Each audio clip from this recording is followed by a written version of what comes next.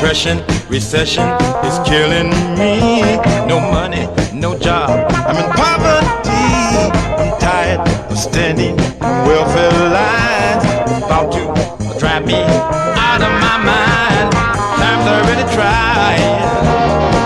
I tell you people, I ain't lying. Today I saw the rats in the alley eating onions and crying. Oh yeah.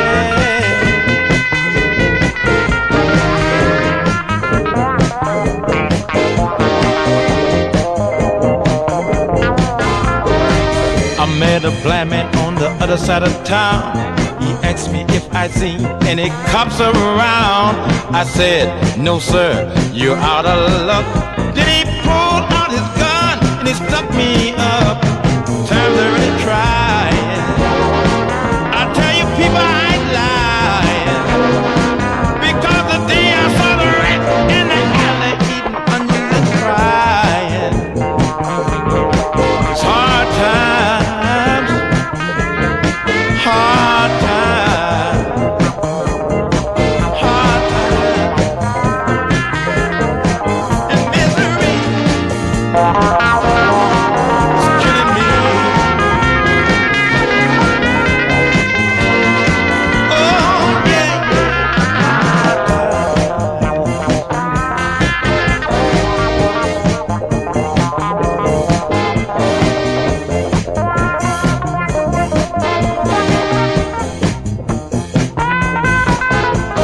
Inflation, confirmation, bad news everywhere. No food, no heat, and they're messing up the air. Cheating, spying, freedom on decline. Rise up, everybody, it's nation time. Times are really trying.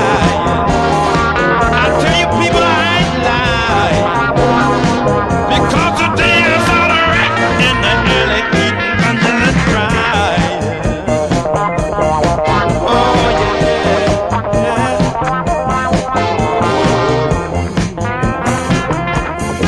Whoa, yeah,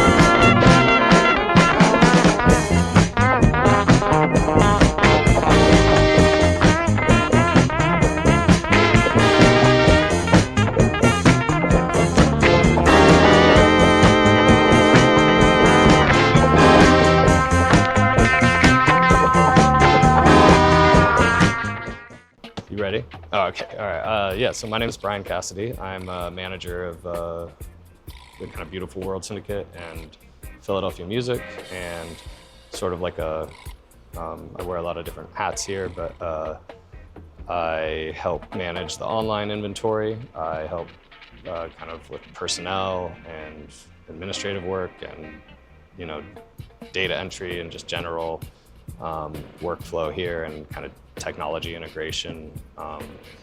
And I've been here 10 years. I thought I would be here for like 3 months as I was kind of figuring out my next step after being a English teacher for 7 or 8 years. And, you know, 10 years later, I've kind of made it a home, and you know, I really like my job. So a Beautiful World Syndicate's origin story is John Yates and Ian Galloway are the owners.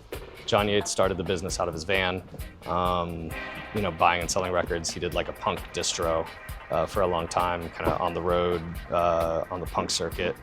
Started realizing he could, you know, be at a show, buy a bunch of every band's records and distro them. And then he started setting up at the First Unitarian Church in Philly and selling records at every show there, and being a janitor at the church and like a custodian. So he started this store kind of in the early 2000s. I think it would probably be coming up on like 23 years or something of the business sort of existing.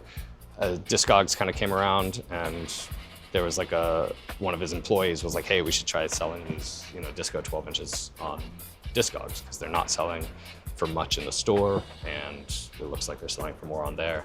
And that was kind of the beginning of this kind of crazy internet operation of of selling records primarily on Discogs. We try to keep the shop records, the shop selection, actually like cool and exciting. And right now it's a pretty like concise selection. You know, it's not like a endless giant record store, but it turns over a ton. So if you're local and you're coming here a lot every week, you can come in and there's going to be like a ton of new records that are priced out and priced reasonably. And I would say like the shop's specialty tends to be like jazz records, like original pressing kind of jazz records here are pretty incredible. And just to the location. I think so. I think just being in Philadelphia, being somewhere where there's like there was a huge industry for that, huge community for that.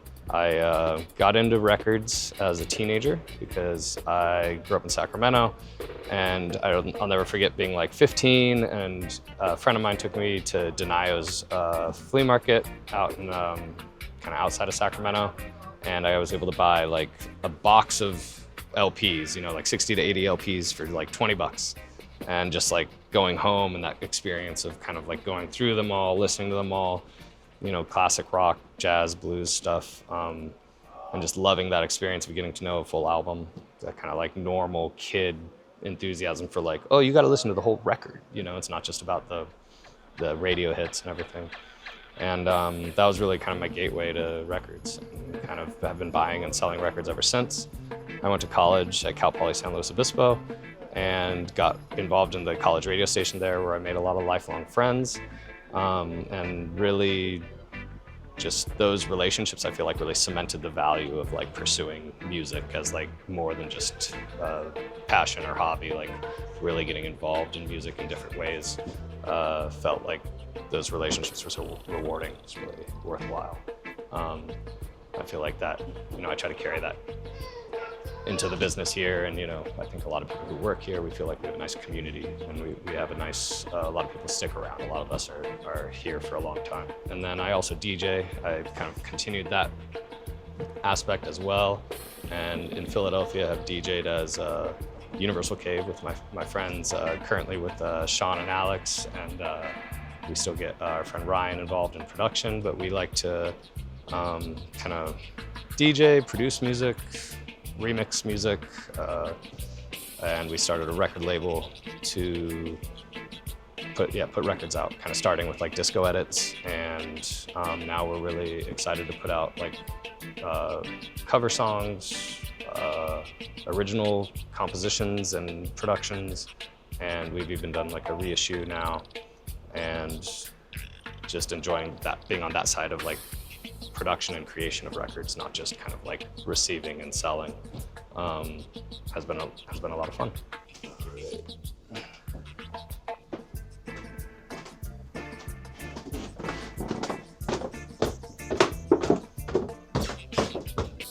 I need to see about if I have space up here.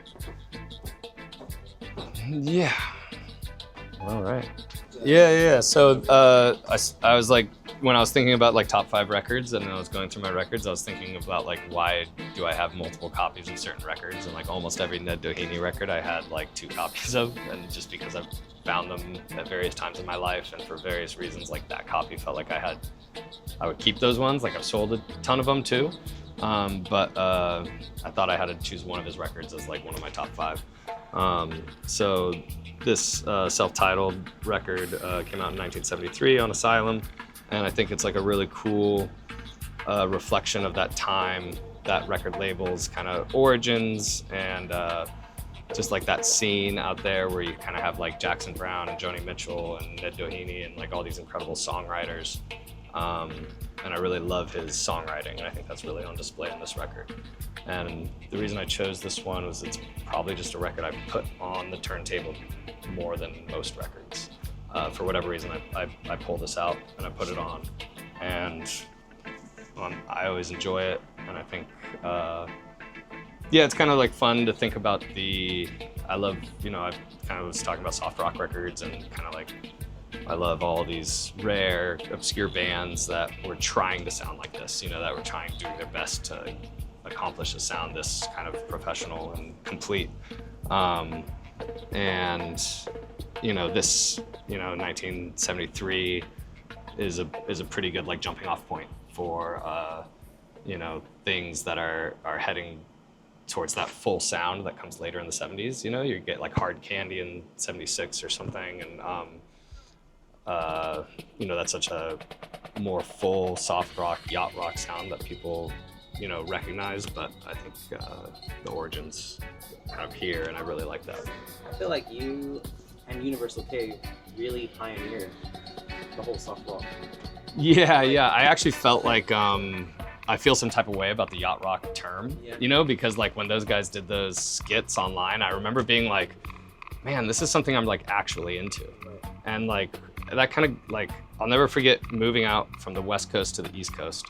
And like these type of records were in the dollar bins on the West Coast, right? But they really weren't quite represented out here. But out here, I was finding Donald Byrd records and like disco LPs in the dollar bins. And so seeing that like, that difference was really fun. And then there was a record store in Philly called Tequila Sunrise Records that Anthony Bogdas owned and operated. And he had a record label out of there as well. And he and I kind of like got along really well. And eventually he had me like look after the shop on Sundays every now and again to cover for people. And he was one of the founders of Universal Cave. And he and I kind of like, we loved like falling back on things like soft rock or just being like, oh, I love the Eagles, as a way of like dispelling like pretentiousness. Like you could get somebody in the record store who only wanted to talk about like Japanese noise records or something, and it could get really tiring really quickly. And so like it was a nice way to like diffuse it by just being like, yeah, when was the last time you listened to Hotel California? You know, like either you're gonna get a laugh or like you'll judge, like, I don't know, you'll like get a sense of somebody's like, I don't know, attitude, if like they can have a sense of humor about it, if they, like how seriously they're taking themselves or something. So it was kind of like a nice acid test, you know, and then like, you know, we actually did like those records. You know, I love Fleetwood Mac. I could have picked 5 Fleetwood Mac records today, you know, and I think, yeah, those experiences kind of, it was then like, all right, so we have all this surface level soft rock that we love, like what's deeper? So, you know. What year was this when you really started getting into the soft rock stuff? Because I feel like this was early on. Yeah, I guess like probably, I mean, I moved out here in 2008 and I probably was starting to kind of like look at Kenny Loggins records and stuff in, you know, 2005 time when I was like, oh, I like these records, you know? And that's very like concurrent to when those like yacht rock guys were getting really into it as well.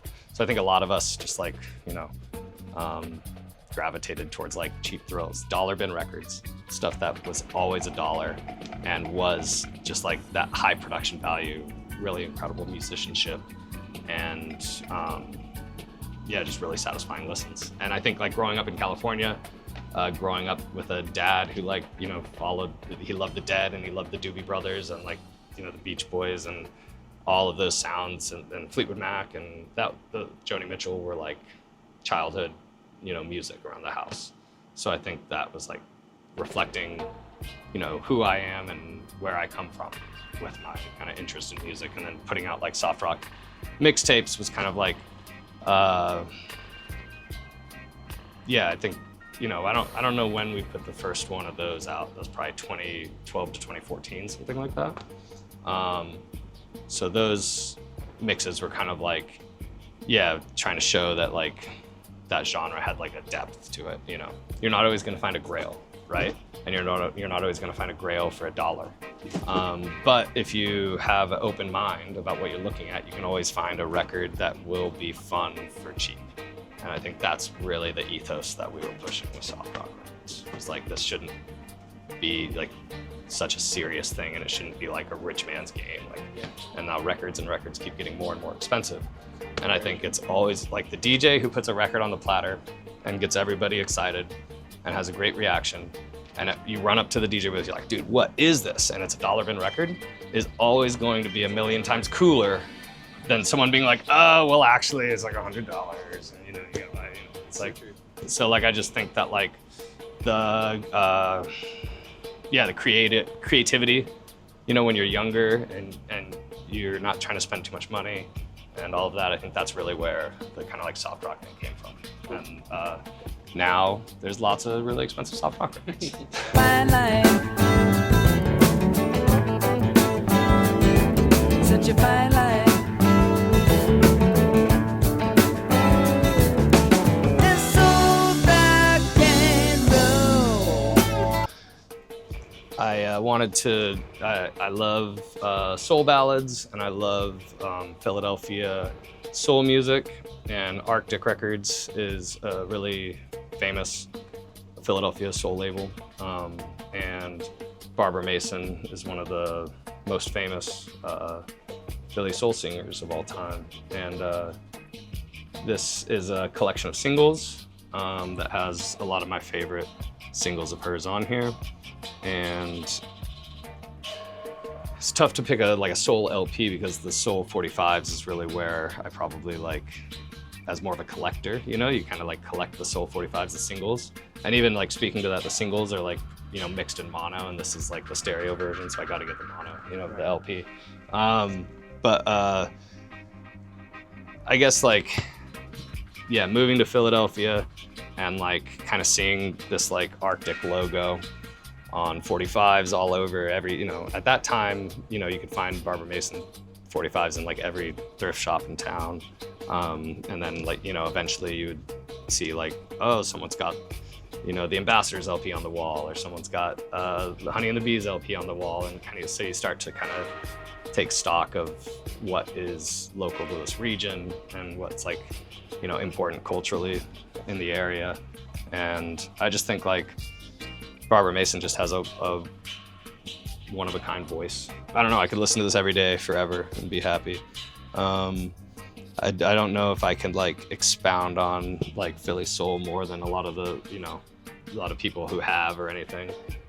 But, you know, finding her, it's kind of funny, like, you know, you find like Yes, I'm Ready on, you know, on an Arctic 45 in a thrift shop. You take it home, you listen to it, you're like, this is incredible. And then you go like, you know, however many years deep into soul 45s where you get into rarer and harder to find, and like, oh, these ones I see all the time and I never see these. And then you kind of come back to that and you're just like, it's like a reason the cream rose to the top, you know?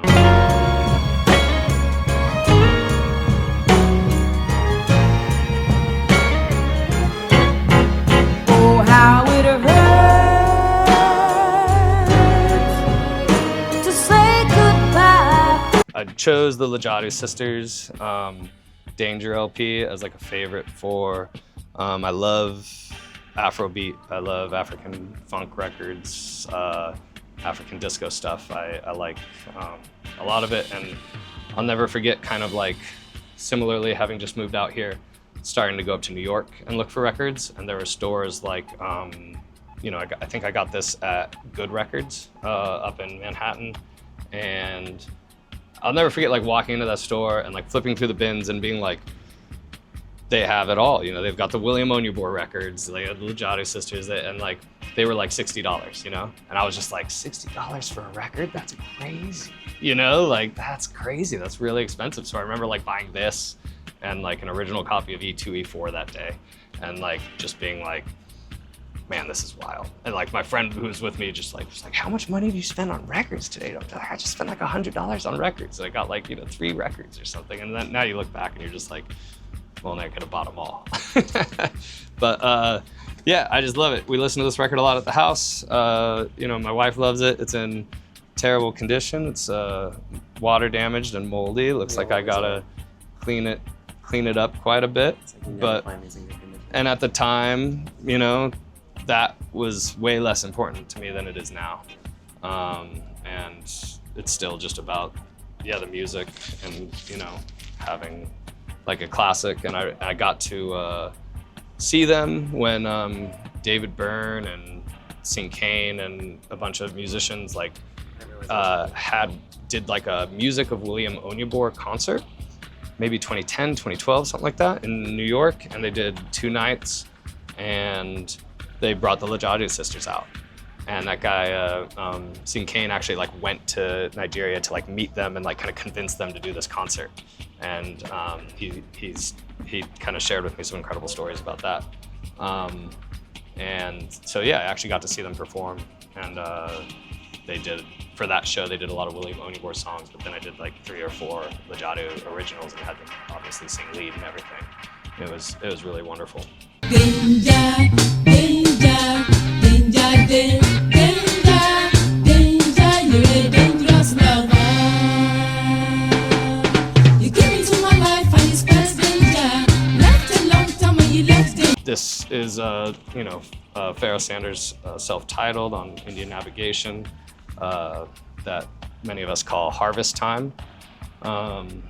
And this record is just one of those kind of special jazz LPs where, I don't know, you could listen to this a million times and find something new about it that you really love. And the guitar playing by Munoz is just really kind of like otherworldly and special. And the recording has a ton of space in it, like I feel like a lot of the time when you're listening to LPs, you're thinking about like the room, how you hear the room and how it's recorded.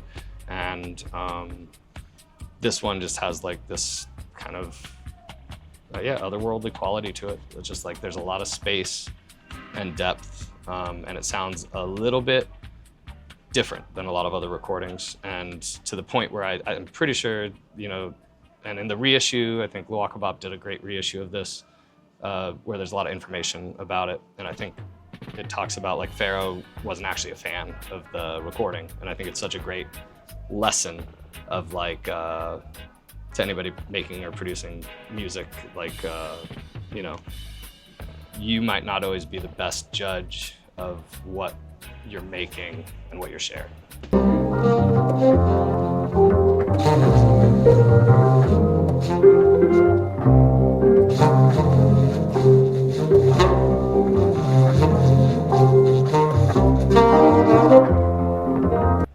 And then I actually went with non-LP selection here. I went with Arthur Russell's Tell You Today, the New Shoes mix, Loose Joints recording.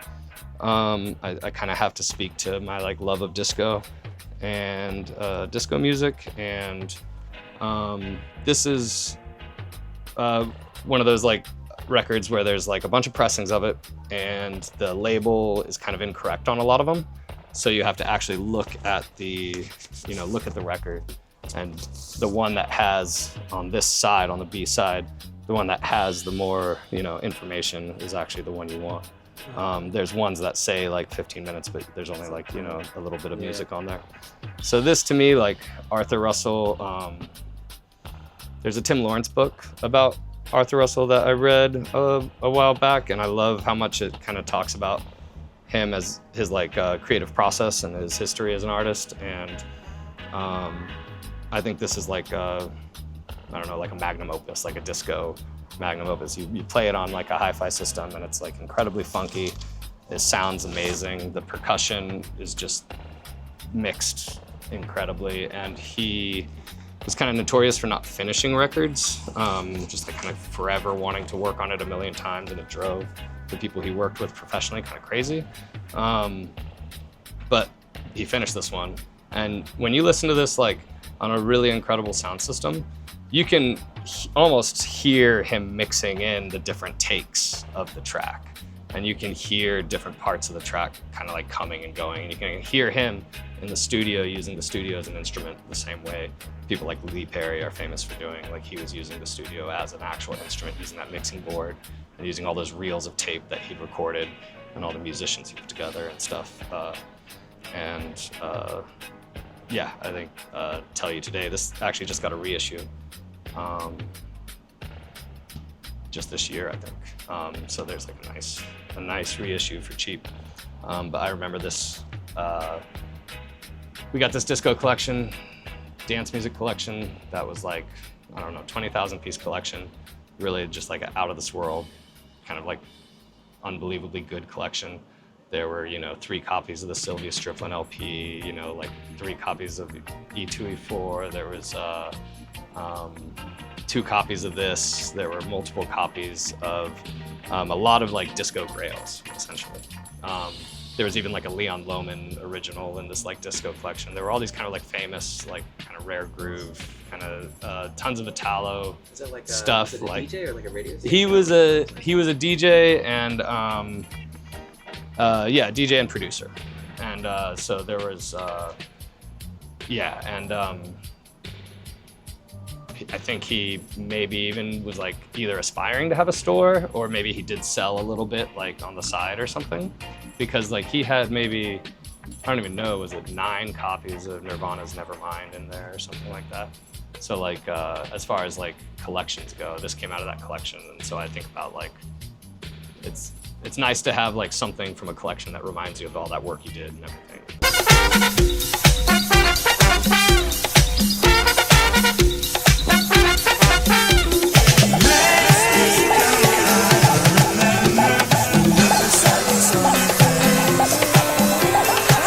Yeah, so I've got a few things I was gonna show. Like, we turned the soft rock for hard times mixtape into a kind of label where we've had musicians cover songs from the mixtape series and then have people do remixes on the flip. So this one was Suzanne Kraft covering Sugar Cane's "What You Do to Me," and then Secret Circuit did an incredible dub on the flip. So we just put out, I think, our 4th 7-inch in that series.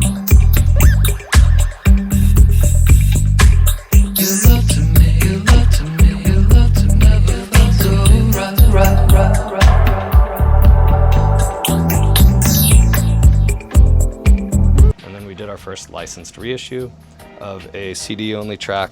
Actually, let's see, it's from this CD from Del Jones from 1999. And Del Jones is super famous in Philadelphia and kind of worldwide for his Positive Vibes and Chords Closed LPs. And we took the title track of this, Dance at the Elder, licensed it, put it on a 12-inch single, and got a bunch of friends of ours to make incredible remixes for it. From like kind of like soulful house and electro stuff to like deep dubs. We did like a down-tempo acid mix, and our friend did like a beat mix. Out of the drum we come, all. As a people, out of the drum we come, all. I brought like, I was thinking I would skip like an LP to do like Soul 45s. And this is like, I'll never forget like the day that I found the Fabulous Performers, Oh How You Hurt Me, which is one of the, what I think is, pound for pound, one of the best Philly soul ballads of all time. I was like, I'll trade out. Instead of doing 5 LPs, I'll just do like, 4 LPs and 2 45s or something.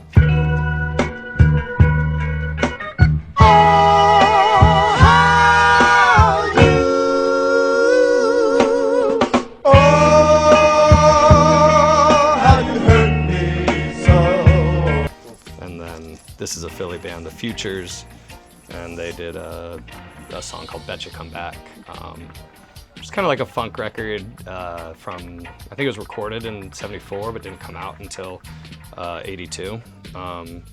But it's just like a spectacular Philly soul funk tune, and like everything about the label is just incredible.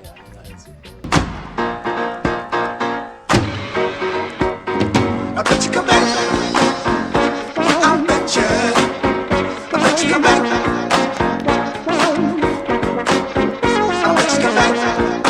I think this was like a contender. Have you ever listened to this? I thought you might just dig this one. No, I haven't listened to that. The 5th of May on this is like a 15-minute long kind of like electronic jazz epic. And it's like just really deep listening, really heady, but Jasper Van Hoff just going crazy on like improvised electronics, and Archie Shepp improvising on saxophone and doing like some spoken word on it. And it's just like a really fun, heady listen.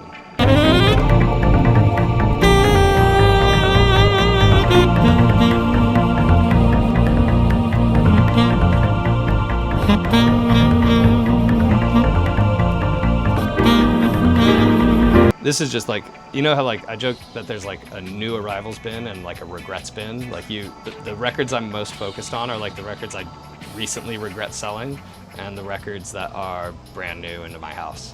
So like there's another Luis Gasca record that I had that I liked for a long time, but I'd never listened to this one before. And it's featuring Joe Henderson, and it's got this tune, Samba Para San Francisco. That's like a jazz dance song, and I was probably, you know, it's the type of thing that you can imagine, like, you know, it's probably huge in like the late 80s in the UK or something. Just like super fast, really high energy jazz dance tune.